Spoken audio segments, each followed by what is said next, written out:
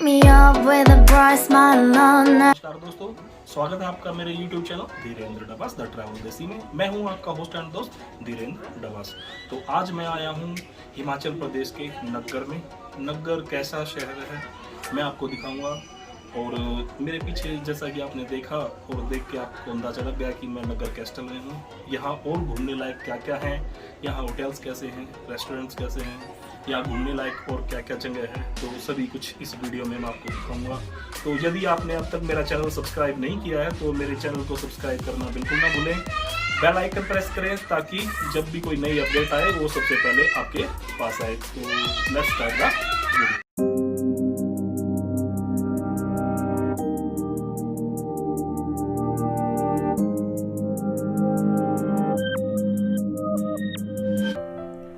नमस्कार दोस्तों, तो हम चल पड़े हैं गुसैनी को एक्सप्लोर करने के बाद नग्गर की तरफ। तो पिछला जो वीडियो था वो गुसैनी का था। आशा करता हूं दोस्तों कि वो आपको पसंद आया होगा, और यदि पसंद आया तो लाइक, शेयर और सब्सक्राइब करना चैनल को बिल्कुल ना भूलें। तो सबसे पहले मैं आपको ये बताना चाहता हूँ इन पिक्चर्स के जरिए कि नग्गर दिल्ली से 519 किलोमीटर दूर है, जो लगभग 12 से 13 घंटे में जो है हम वहाँ पहुँच सकते हैं। जैसा कि मैंने बताया कि मैं नोना में रुका हुआ था। नोना से नग्गर की जो दूरी है वो लगभग 68 किलोमीटर है, जो मैंने पूरी की लगभग 2.25 घंटे में। और आप यदि मनाली गए हैं दोस्तों तो आप मनाली से भी नग्गर आ सकते हैं। यहाँ से मनाली का जो दूरी है वो 24 किलोमीटर है और 34 से 35 मिनट में आप नग्गर पहुँच जाएंगे। तो ऑलमोस्ट हम नग्गर पहुँच चुके हैं, और मैंने आपको भी बताया कि आप नग्गर कैसे आ सकते हैं।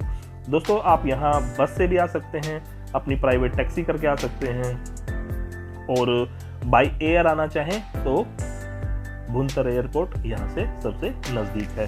तो हम जो है नग्गर पहुंच चुके हैं। नग्गर में हम क्या क्या देख सकते हैं इस वीडियो में हम आपको दिखाएंगे। तो ये सामने सबसे पहले नग्गर जो शहर है ये है। देखिए, यहाँ पर बहुत सारे होम स्टे हैं, होटल्स हैं, कैफ़ेज़ हैं, रेस्टोरेंट्स हैं, और देखने की बहुत सी चीज़ें हैं। और ये है नग्गर वैली, और ये है नग्गर कैस्टल। तो सबसे पहले हम आपको नग्गर कैस्टल की सैर करवाएंगे दोस्तों। नग्गर कैस्टल में आपको घुमाएंगे, दिखाएंगे कि नग्गर कैस्टल का जो इतिहास है वो क्या है, ये किला कब बना था। तो चलिए शुरू करते हैं आज का वीडियो। नग्गर कैसल का इतिहास कई वर्षों पुराना है। मान्यता के अनुसार कहा जाता है कि इस किले का निर्माण राजा सिद्धि सिंह ने 16वीं शताब्दी में किया था। 17वीं शताब्दी के मध्य तक राजा महाराजा इसे शाही महल तथा शाही मुख्यालय के तौर पर प्रयोग करते थे। बाद में इसे कुल्लू के राजा जगत सिंह ने इसे अपनी राजधानी बनाया।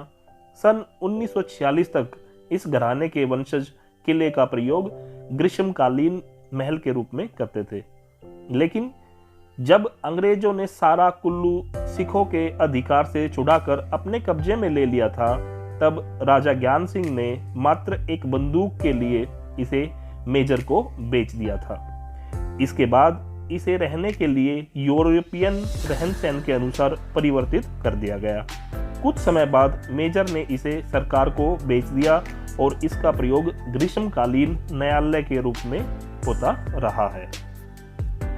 ये किला 500 साल पुराना है, और इस किले के बीचों बीच है ये मंदिर जिसका नाम है जगती पट मंदिर।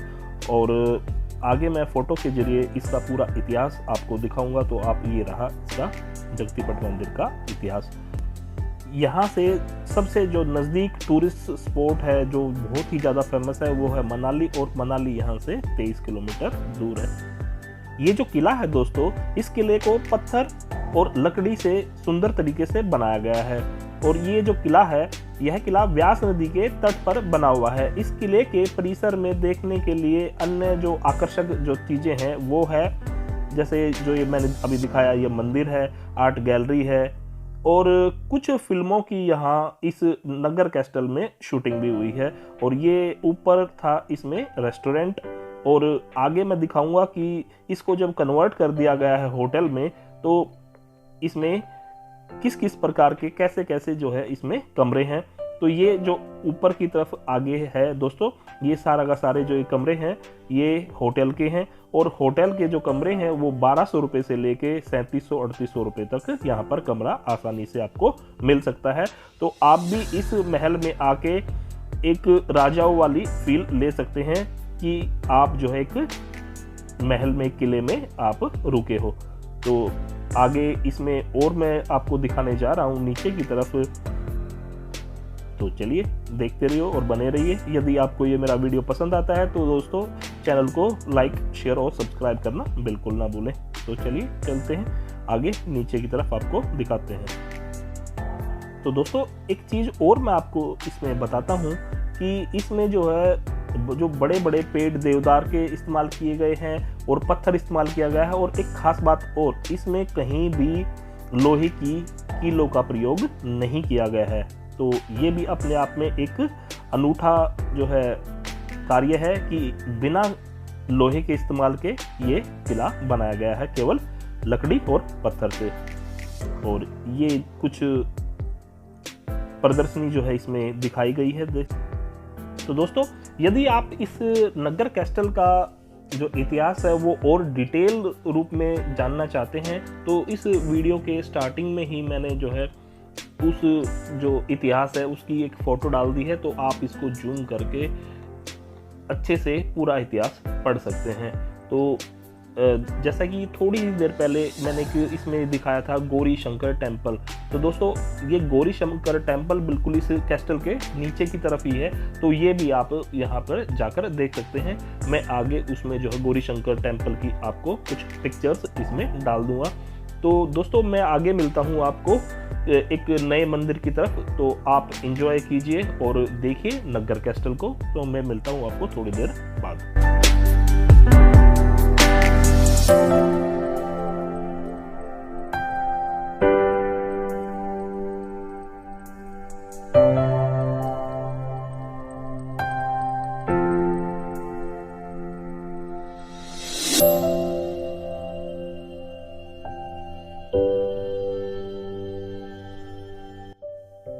तो ये है वो गौरी शंकर टेम्पल जो बिल्कुल नगर कैस्टल के नीचे की तरफ है। जो नगर गांव है ये कैस्टल से बाहर निकल के इसके बराबर से ही रोड नीचे की तरफ जा रहा है। ये आप यहाँ पर जाकर इस मंदिर को देख सकते हैं। ये काफ़ी सुंदर मंदिर है। तो दोस्तों अब मैं आपको लेके जा रहा हूँ मुरलीधर कृष्ण टेम्पल की तरफ जो 5000 साल पुराना है। और ये है त्रिपुरा सुंदरी टेम्पल। इसको मैं आपको बाद में दिखाऊंगा।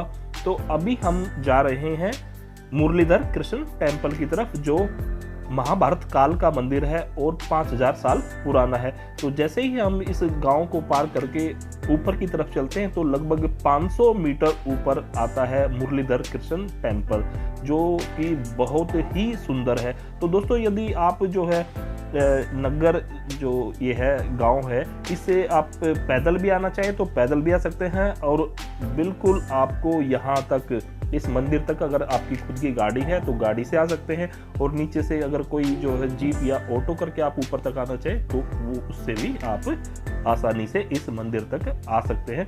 तो यदि आप नगर आते हैं तो ये मंदिर देखना बिल्कुल ना भूलें दोस्तों, क्योंकि ये हमारे इतिहास का जो है महाभारत काल का मंदिर है। ये 5000 साल पुराना मंदिर है। जब जो पांडव थे वो अपने अज्ञातवास में थे अपने जो है, तो उस दौरान वो यहाँ पर आकर रुके थे। तो उसकी भी जो है कुछ पंक्तियाँ ये जो यहाँ पर जो पुजारी जी हैं वो बहुत ही अच्छे हैं, उनका परिवार बहुत अच्छा है और उनके जो द्वारा जो बताई गई बातें हैं मैं आपको आगे इसमें सुनाऊंगा। तो थोड़ा सा ऑडियो लो है तो दोस्तों इसके लिए मुझे माफ़ कर दीजिएगा। तो बहुत ही सुंदर टेम्पल है ये और चारों तरफ सेब के बगीचों से घिरा हुआ। और जो इसका आगे का जो पोर्शन है दोस्तों वो नया है, क्योंकि 1905 में जो अर्थक्वेक आया था उसमें कुछ हिस्सा इसका टूट गया था, उसको दोबारा बनाया गया था, और जो पीछे का हिस्सा है वो पूरा ही 5000 साल पुराना है। और फ्रेंड्स, आप नग्गर में जो सेब के बगीचे हैं, आप इनका आनंद उठा सकते हैं। यहाँ चारों तरफ सेब के बगीचे हैं और आप इनमें जा सकते हैं और पेड़ से तोड़कर सेब खा सकते हैं। तो ये है 5000 साल पुराना श्री कृष्ण का मंदिर। और चलिए अब बात करवाते हैं पुजारी जी से कुछ ज्ञानवर्धक बातें जो पुजारी जी ने 5000 साल महाभारत से पहले बना है। अच्छा, महाभारत से पहले का ही मंदिर है। अच्छा, तो जब अज्ञातवास में जब थे पांडव, तब ये यहाँ पे भी आए थे और आगे मनाली की तरफ गए थे। रहे यहाँ, उन्होंने भगवान को स्मरण किया, फिर भगवान से वो बात नहीं तो बढ़ते रहे टाइम का वो है आपके साथ जरूरी न्याय ना भगवान गाएंगे। यो है फिर और उसकी जरूरत होगा मैं आपकी जय के लिए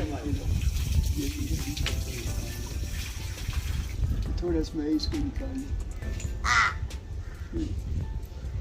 जब लुप्त होने लगे भगवान श्री कृष्ण तो द्रौपदी ने विनय की, महाराज एक मेरी बेटी है, तो आपने मेरे ऊपर उपकार किया, उसको मैं स्वप्न में भूल नहीं सकती, इसलिए कोई अपना चिन्ह दे दो मैं अपने साथ। फिर भगवान ने कहा अर्जुन को मेरी प्रतिमा प्रकट करके द्रौपदी को सब फिर वो प्रतिमा दिखाने फिर इसको साथ में जा रहे थे हम अपने साथ थे, तो जो हमारे लोकल देवता होंगे उन्होंने कहा खबरदार इनकी स्थापना नहीं करें, ये हमारे विष्णु हैं, बिल्कुल यहीं लेके जाओ इनको, आप साथ में ले अगर तुम जबरदस्ती ले जाएंगे हम श्राप दे देंगे, जितना कष्ट आपको है उसके अधिक कष्ट है। तो अगर तुम यही स्थापना करेंगे जब तुम हमारी याद आने हम तुम्हारी साथ फिर जो दृष्टि जी ने देवताओं की बात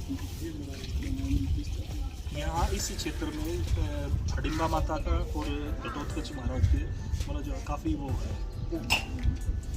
क्योंकि मैंने जो है एक मंदिर तो देखा मनाली में और दूसरा देखा सांची में, थाची। अम्मा का बड़ा योगदान है ये हमारे नगर में उसका स्थान है। नगर में भी स्थान है। ये जो नीचे जो मंदिर है ये हडिम्बा माता का है। एक मेला होता है अच्छा जी। नवंबर में, उसमें उसकी रस्म निभाई जाती है।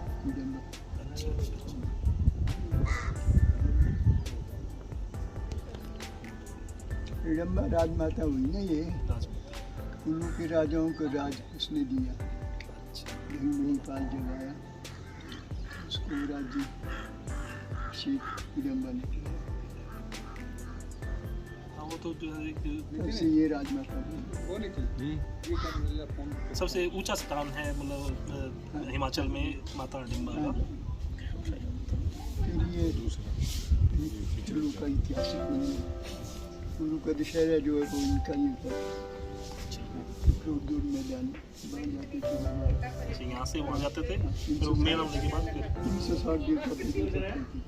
360 देवता। फिर कुल्लू में तो जब राजा को ब्रह्म हत्या लगी ना, अच्छा जी। ब्रह्म हत्या से दुखी हो गया, फिर विद्वानों ने कहा कि रामचंद्र जी की प्रतिमा उस वक्त बनी है इस वक्त अश्वमेध यज्ञ कर रहे, लव कुश ने उनका घोड़ा बांध दिया, छोड़ दिया। हनुमान जी है उनको ही बांध दिया, लक्ष्मण जी है फिर रामचंद्र जी को स्वयं जाना। फिर रामचंद्र जी ने जो जा रहे थे विद्वानों ने कहा आप नहीं जा सकते, लोग विद्वान सुना, फिर उनकी प्रतिमा बनाई सोने माता जी की पहले बनाई हुई वो प्रतिमाएं हैं ये कुल्लू दो हैं। फिर बोला उनको अगर लाएंगे तो कुछ शांति से हाँ, शायद कम हो जाए इसका पाप जो है। लाई। फिर वो गालपुर का मैदान हुआ, वो रानी का खेत था धान का, रानी का। फिर रानी ने कहा मैं ये खेत अन्ना जी को देती तो दूसरा तब से